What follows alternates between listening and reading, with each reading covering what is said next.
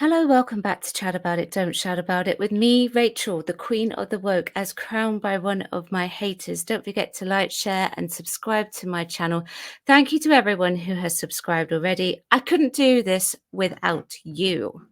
It's Sunday today, and that means it's a bit of time for Doctor Who. And I must say that today's episode is a banger, as I was sent this beauty of an audio drama from Will Hadcroft. So thank you very much, Will. Very much enjoyed listening to it.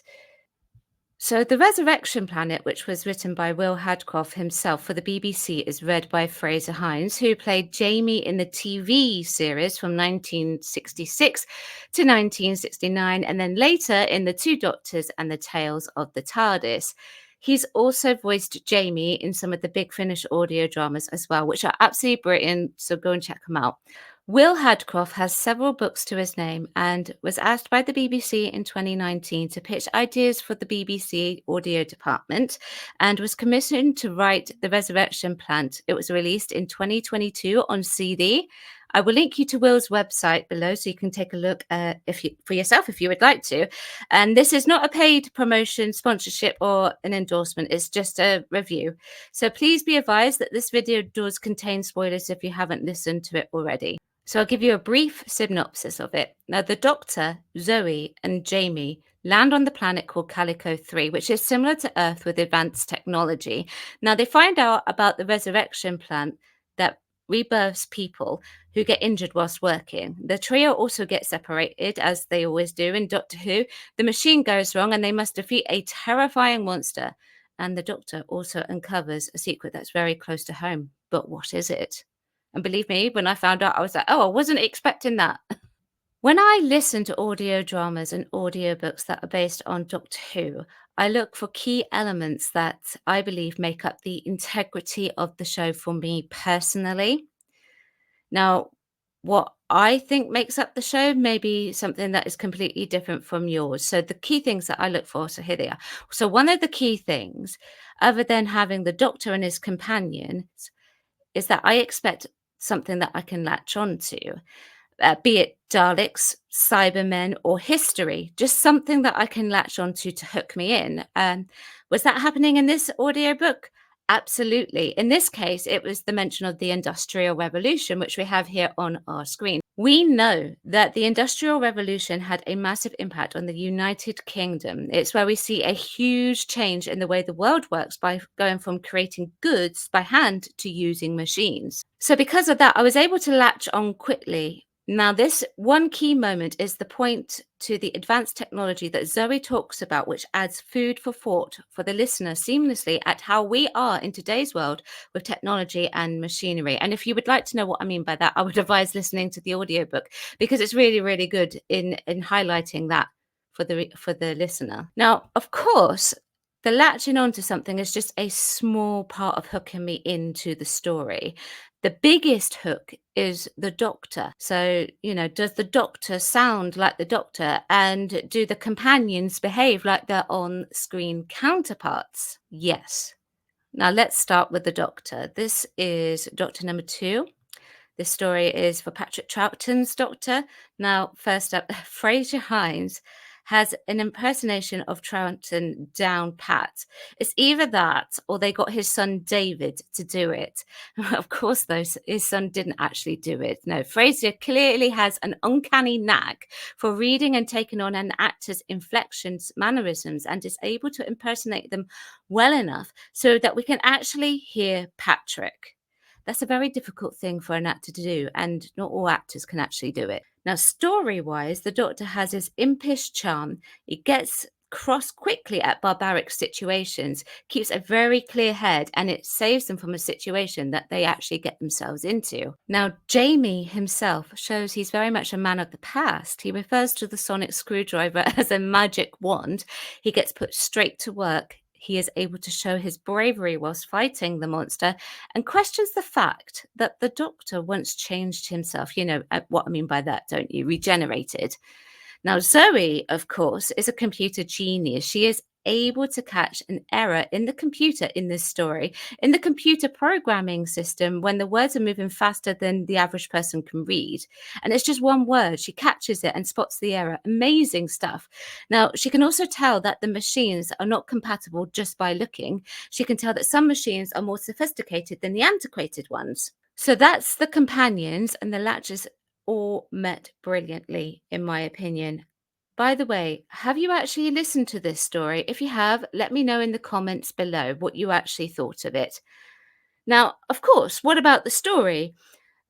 And the questions that I would ask here is, does it look after the beloved character and the show? Well, yes, it does. It respects the show's canon from its beginning up until 2019. And to me, that's very important because I don't really like changing long running shows and franchises to simply make a point.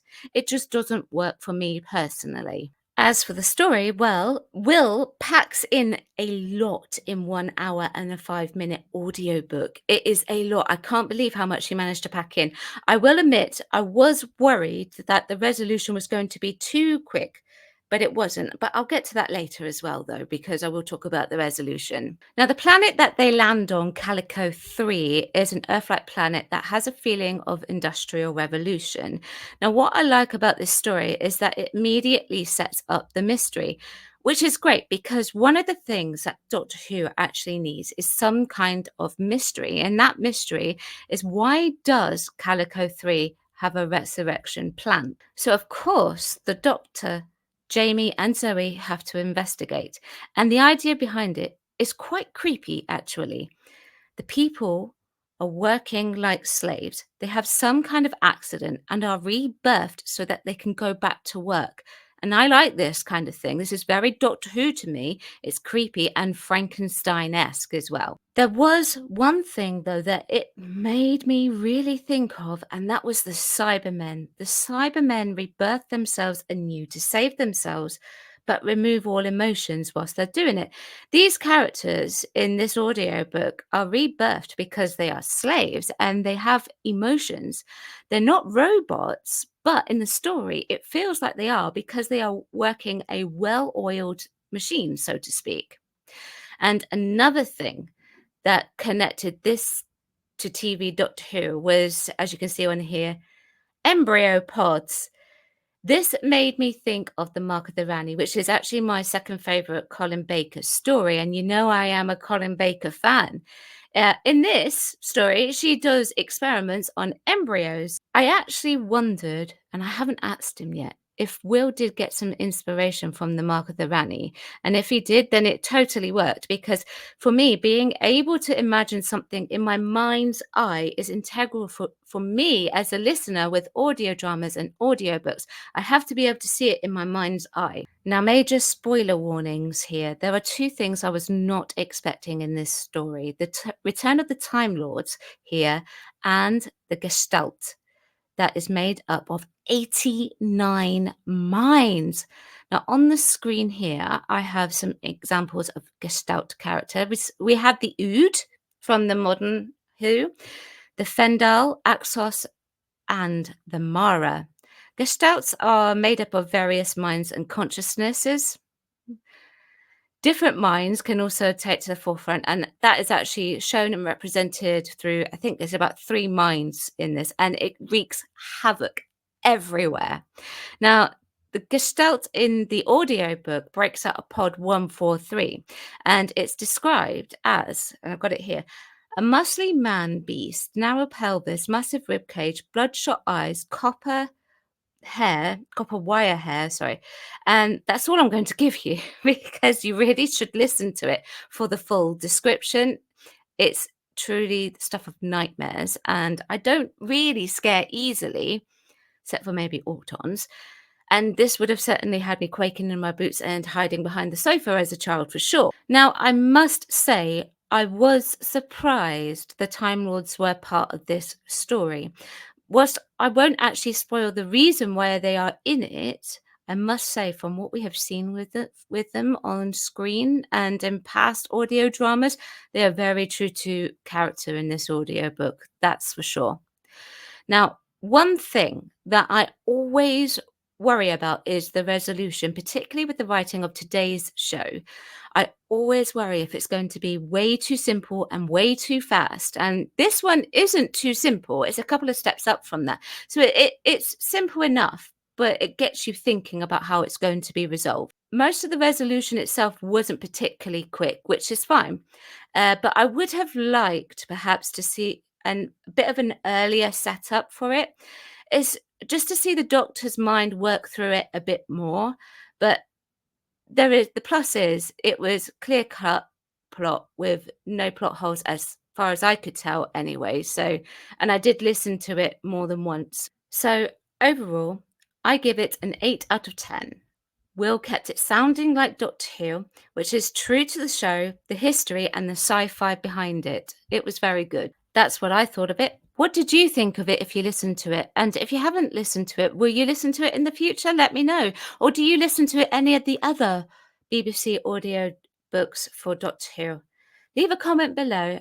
I would like, of course, to thank Will for sending over a copy of his audio drama. The link to his website, of course, is below, so go and check it out.